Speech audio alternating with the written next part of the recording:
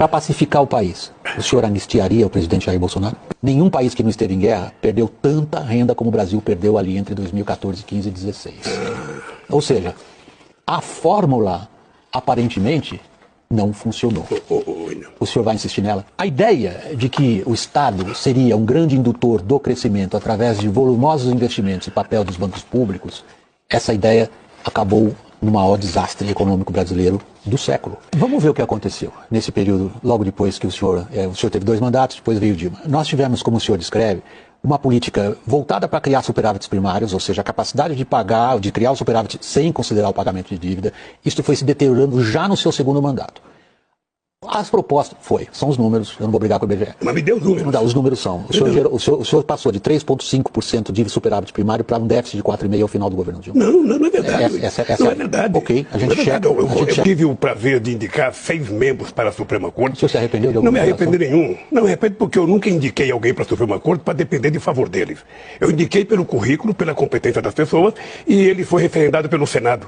Portanto, eu não me arrependo, acho que eles fizeram coisas extraordinárias. A sua própria carreira política recente teve pendurada numa decisão do STF, foi por culpa dela que o senhor foi para a cadeia, e foi por culpa de outra decisão do STF que o senhor está podendo participar da eleição agora. O que o senhor faria diferente? Impeachment de ministros do STF, por exemplo, estaria na sua agenda? Deixa eu te contar uma história fantástica. Eu sou, pela primeira vez na história do Brasil, eu sou culpado de ser inocente. E aí nós temos um problema que foi a eleição da Dilma de 2014, quando o candidato que ela derrotou não quis aceitar o resultado. Foi a primeira vez. Eu perdi 3 eleições, eu perdi uma por Collor, eu perdi 2 por Fernando Henrique Cardoso, e eu voltava para casa para me preparar para outra eleição. O Aécio não. O Aécio afrontou a vitória da Dilma, entrou com recurso na justiça e é responsável pelo clima de animosidade que está criado hoje nesse país. Quem ganhou 4 eleições seguidas ali foi o seu partido.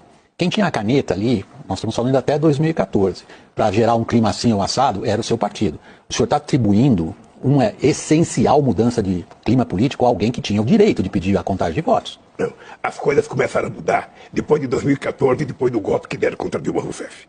Até então a gente vivia numa normalidade. Você nunca tentou derrubar um presidente em lugar nenhum do mundo porque ele não estava bem na pesquisa. Nunca. Ou seja, o que aconteceu é que inventaram uma pedalada. O que o senhor chama de golpe, que foi a destituição da presidente Dilma Rousseff, ocorreu dentro das leis e da Constituição brasileira. É possível, do ponto de vista histórico, chegar à interpretação que o senhor faz. Do ponto de vista jurídico, não.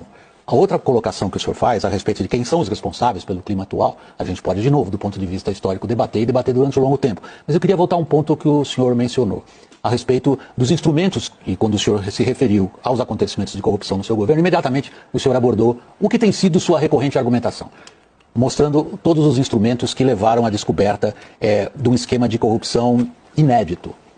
Quem foi o culpado? Posso lhe dizer uma coisa? O culpado à vontade, fomos nós que criamos todos os mecanismos para que nada ficasse embaixo do tapete. Descobriu-se quem é o culpado. culpado. Porque tem 2 jeitos para você não ter corrupção. Uma é você fazer decreto, sabe, criando sigilo dos 100 anos, como está sendo feito agora. A outra coisa é você jogar tudo embaixo do tapete e não levantar o... O senhor tem uma explicação a oferecer ao eleitorado sobre o que aconteceu? Quem foi o culpado de tudo aquilo? Eu acho que o culpado foi quem meteu as mãos, sabe, manteve os pés pelas mãos. Qualquer que tenha sido o erro cometido pela Lava Jato, ela, em boa medida, lavou a alma do brasileiro.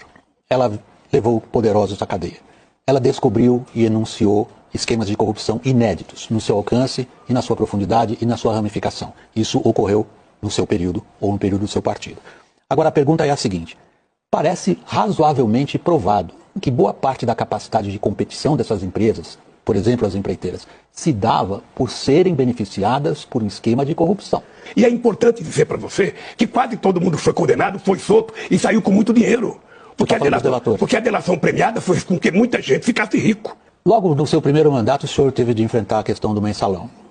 Naquela ocasião, o senhor forneceu várias respostas para o problema da corrupção. E ao longo da sua carreira como presidente e mais tarde, já sob a Dilma, o senhor foi alterando passo a passo a sua maneira de explicar o que estava acontecendo. O senhor chegou a se referir a uma pessoa traída, o senhor chegou a dizer isso. Isso eu disse em 2005. Pois foi. Eu disse em 2005. O senhor chegou a dizer que não sabia de muita coisa do que estava acontecendo. Qual é hoje a sua versão para o que aconteceu?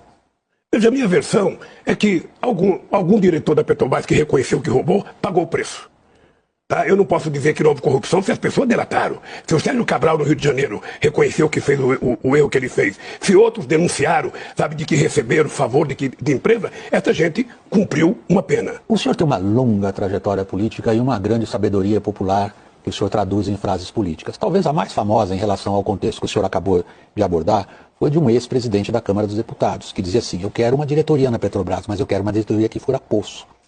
Nós temos uma tradição de partidos políticos loteando entre si cargos em estatais e autarquias e órgãos federais. Isto faz parte da história do Brasil, fez parte da sua história. De novo, nós estamos de novo na mesma situação. E fará parte da sua história se você for presidente da República. Não, eu não tenho essa veleidade, nem essa pretensão, nem sirvo para isso. Deixa eu falar uma coisa. Só completar a pergunta. Desculpe minha falta de cortesia. Pelo amor de Deus, não quero aqui parecer agressivo nem interrompê-los. Eu só gostaria de pontuar o seguinte.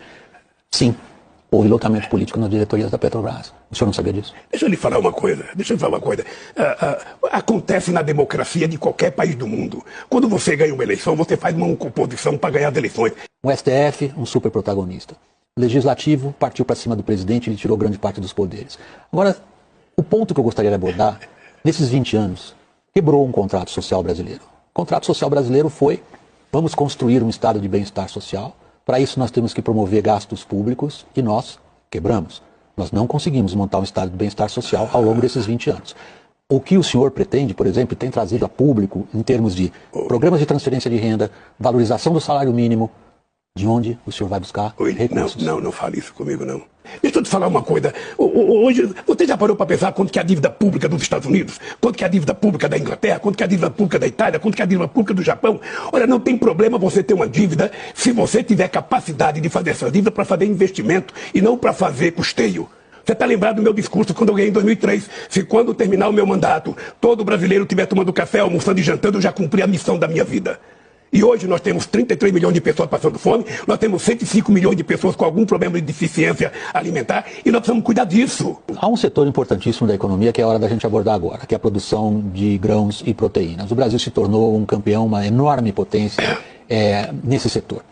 O senhor causou considerável irritação nesse setor, que em boa parte forneceu apoio político ao seu principal adversário nessas eleições, ao xingá-los. O que o senhor diria para eles agora?